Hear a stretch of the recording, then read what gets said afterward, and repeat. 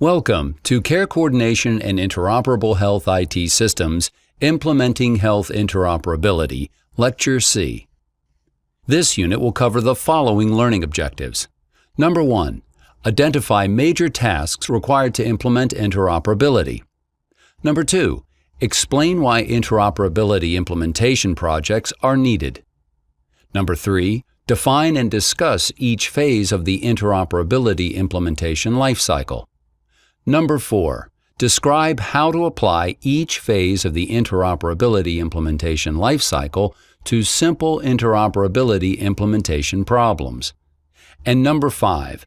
List types of production issues with interoperability and identify and describe support strategies. This lecture discusses the design phase. We will discuss best practices for designing interoperability solutions, and we'll look at some examples of design decisions. Once the analysis step is completed, you now have a detailed understanding of the problem, including the gaps that must be filled. In the design phase, you determine the best way to close the gaps and architect a solution. Be creative and open to the possibility of more than one solution. Think about robustness and reuse. And sometimes you will find a feasible near-term solution and a longer-term ideal solution. The design phase consists of working with the user or users to design a future workflow in support of the desired state. It also includes determining required work to fill gaps. This might require translations, mappings, filters, etc. During design, negotiation with the users and the vendors takes place. You need to determine the best place to do the configuration changes or coding based on price, complexity, ease of change, reusability, and maintenance, and then negotiate a site-specific design solution. For example, maybe the vendor software will be changed or configured.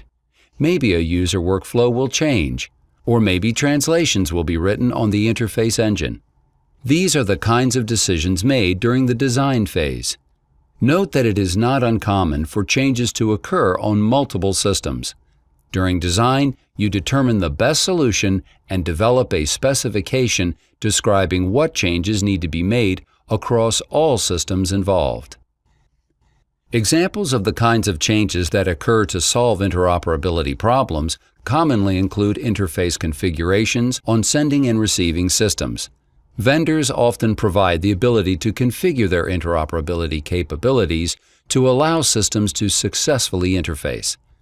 Another common change are the addition of translations, filters, or mappings using interoperability tools such as the interface engines, Enterprise Master Patient Indexes, EMPIs, terminology servers, and Health Information Exchange, HIE software. Sometimes vendors must enhance that software to support a particular interoperability use case. Other changes can also help implement interoperability, such as user process changes, training, documentation or screen, database, or table configuration changes on vendor systems. There could even be changes to physical layouts of the department. Let's look at some examples. Recall Good Health Clinic's request for notifications of their patients' admissions and discharges from Caring Central Hospital. Consider the gaps found in the analysis phase before. We determined that the sending system sends A01 for admit, A02 for transfer, A03 for discharge, A11 for cancel admit, A12 for cancel transfer, and Z01 for pediatric admission. But the receiving system can only receive A01 for admit and A03 for discharge. Can you determine the best way to resolve the incompatibility? The analysis step is when you find all the possible problems. The design step is where you find a solution to the problems. Sometimes you determine that some incompatibilities are not significant. For example, since Good Health Clinic does not need information about where a patient is within the hospital, it does not need A02 or A12 messages. A11 is for a canceled admission. This is important because it signals that the patient was actually not admitted. Z01 is for pediatric admissions, so this is important if the clinic sees pediatric patients.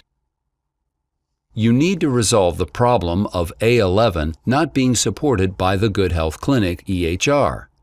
One idea is the request an enhancement to the Good Health Clinic's EHR, asking them to support A11. That would be ideal, as sometimes this can be configurable as part of the implementation. But what if they cannot? Should the sending system remove it?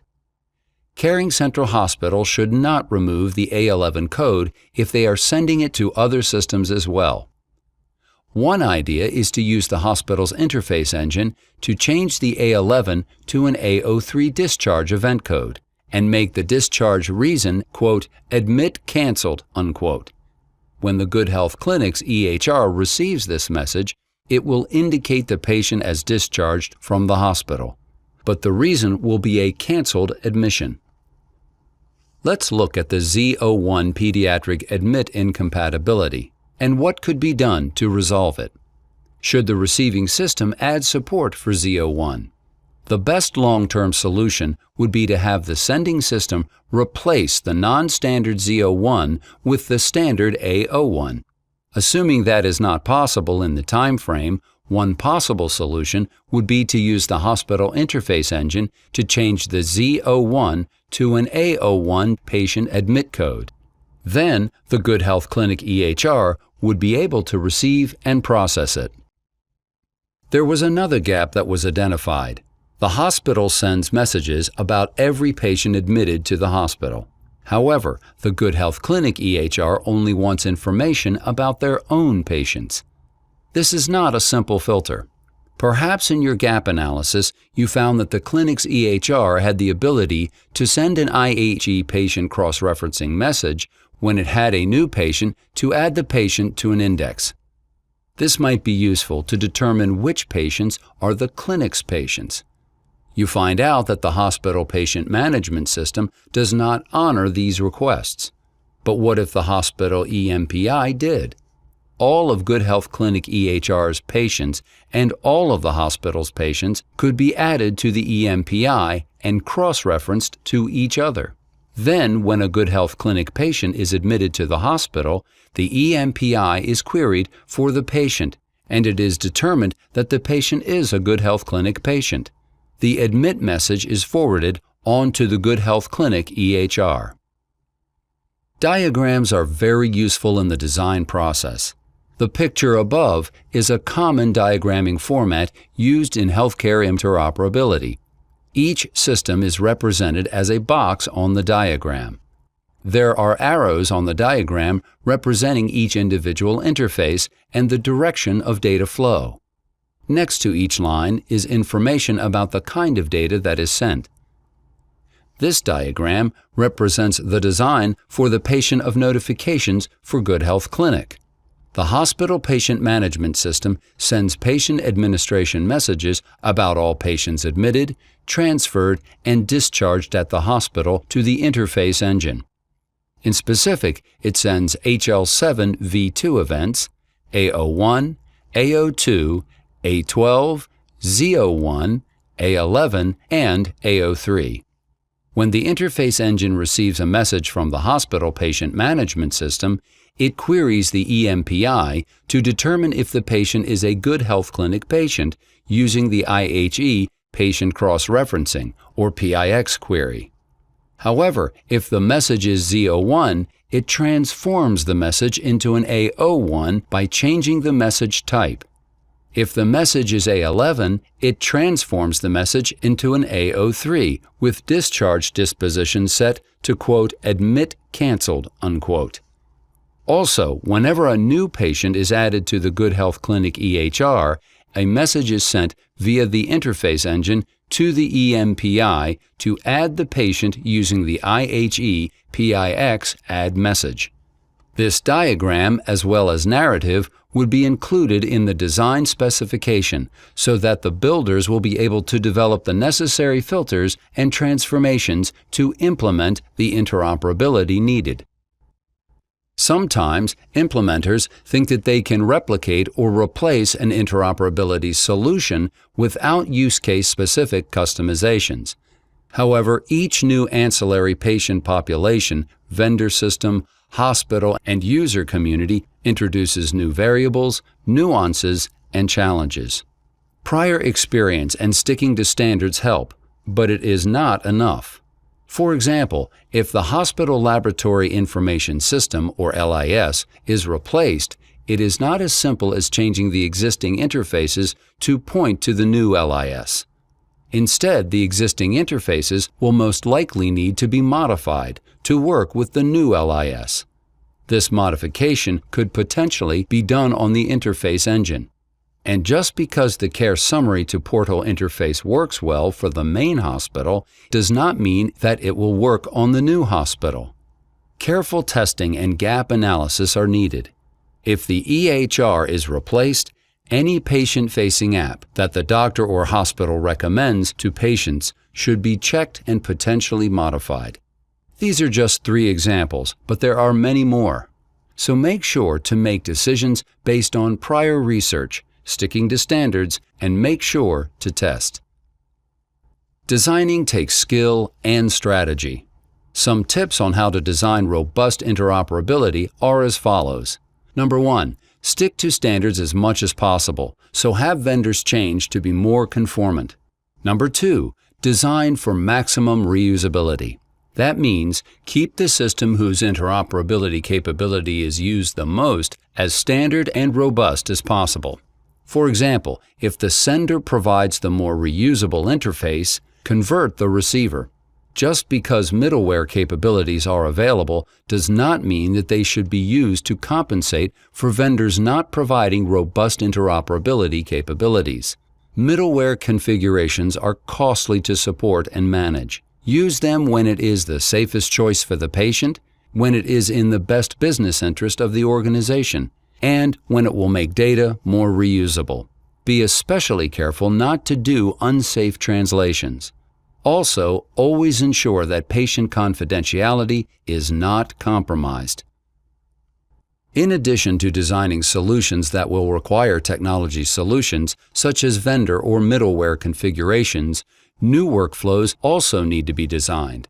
Recall the example in the lecture on analysis, where we discussed potential workflow issues with using an electronic lab orders interface in communicating lab tests to the laboratory. During analysis, we identified that an electronic orders interface should help reduce manual work, but some manual work will still be required, such as collecting, labeling, and receiving specimen. We need to design a way to reduce paper orders and stop requiring re-entry of orders into the LIS. One idea is for the LIS to generate labels for the specimen to be collected that include the lab order ID and patient demographic information. The nurse would use the LIS printed label to label the specimen when collected. The lab clerk would have all the information needed to check in the specimen on the LIS and get the orders started without a lot of re-entry. As you can see, it is not all about designing system changes. Workflow may be redesigned as well. Here is an example of a workflow diagram depicting the current state of the lab specimen workflow, as described on the previous slide. Here is an example of a workflow diagram depicting a possible solution of an improved lab specimen workflow for the process described previously. Sometimes people are tempted to skip formal design and go right into building solutions. The risk is that the solution was not carefully thought out and planned, and can lead to just lengthening the build and test phases of the project. A worse outcome is implementing suboptimal solutions, since advanced planning was not done. The output of the design process includes many benefits. Stakeholders have an agreed-upon plan, blueprint for everything that needs to be built. Potential showstoppers and major issues were identified before time and effort were wasted in building a solution. The project plan can be refined both in terms of task identification and in terms of estimates, since you now have a much better idea of exactly what needs to be done. A valuable output of design is a document that describes what is being built. This document is helpful to the builders and allows the builders to be different than the designers. The design document can also be used to build both a test plan and production documentation.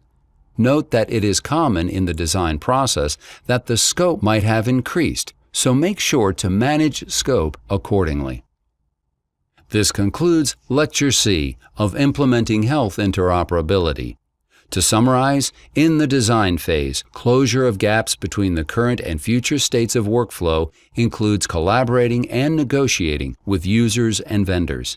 There could be a multitude of solutions for a problem, and one solution for one problem may not necessarily resolve a similar problem at another site. It is important to remember that design is not only applicable to systems, but also to workflows. The outcomes include a blueprint for building and documentation of the design.